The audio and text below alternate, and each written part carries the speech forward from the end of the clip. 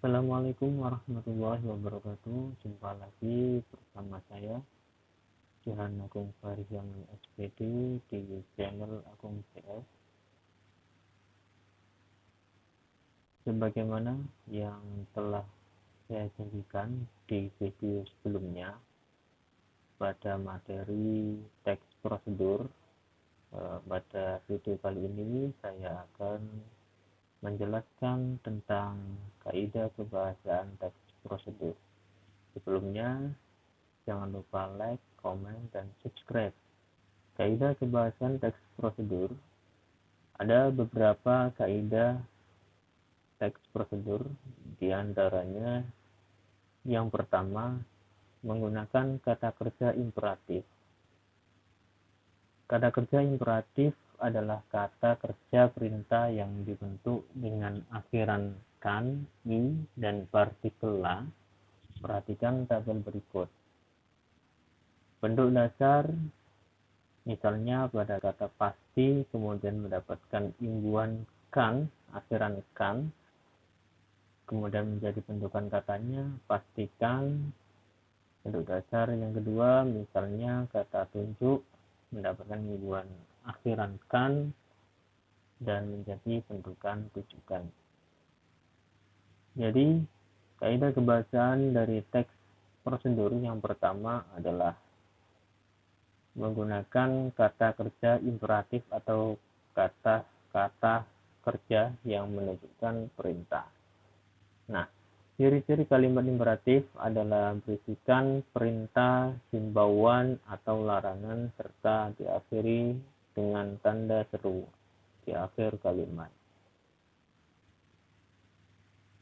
Yang kedua, menggunakan kata teknis. Kata teknis adalah kata-kata yang memiliki makna khusus pada suatu bidang keahlian. Makna dari kata teknis ini adalah makna leksikal atau makna kamus.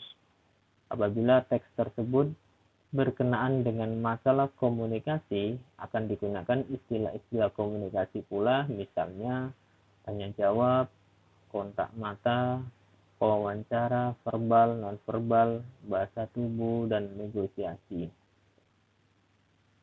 Nah, pada teks prosedur, kata teknis ini tentunya harus berpatokan kepada topik yang dibahas dalam teks prosedur tersebut. Maka nanti kata-kata teknis yang digunakan harus berhubungan dengan topik yang dibahas dalam teks prosedur tersebut. Selanjutnya, yakni menggunakan konjungsi dan partikel bermakna penambahan. Konjungsi penambahan adalah sebuah konjungsi bermakna tambahan yang diberikan untuk menggabungkan kalimat sederhana menjadi kalimat kompleks. Contoh, selain itu, pun, demikian, selanjutnya, oleh karena itu, lalu, setelah itu, dan di samping itu. Beberapa kata konjungsi atau partikel bermakna penambahan ini selalu digunakan dalam teks prosedur, bagaimana contoh yang ada pada video sebelumnya. Selanjutnya, menggunakan pernyataan persuasif. Kalimat persuasif merupakan kalimat ajakan kepada seseorang atau banyak orang. Tidak hanya berisi ajakan, kalimat persuasif juga berfungsi atau berisi tentang suatu permintaan atau himbauan. Contohnya, satu, misalnya, penggunaan bahasa yang baik juga menjadi keharusan. Yang kedua, misalnya, singkatnya, akan lebih baik bila kita mampu menampilkan sikap yang antusias, baik secara verbal maupun non-verbal.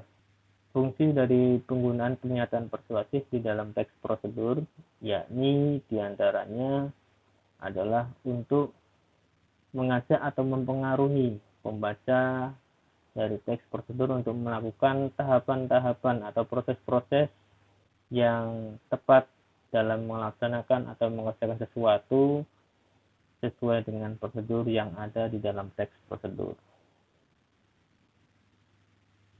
Selanjutnya yang terakhir adalah deskripsi alat. yakni apabila teks prosedur itu berupa resep dan petunjuk menggunakan alat, maka akan digunakan gambaran terperinci tentang benda dan alat yang dipakai, termasuk ukuran, jumlah, dan warna.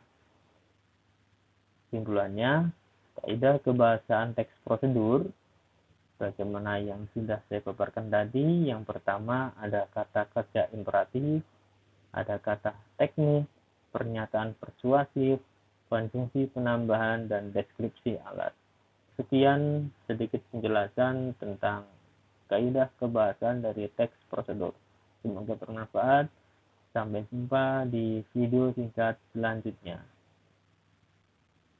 Wassalamualaikum warahmatullahi wabarakatuh.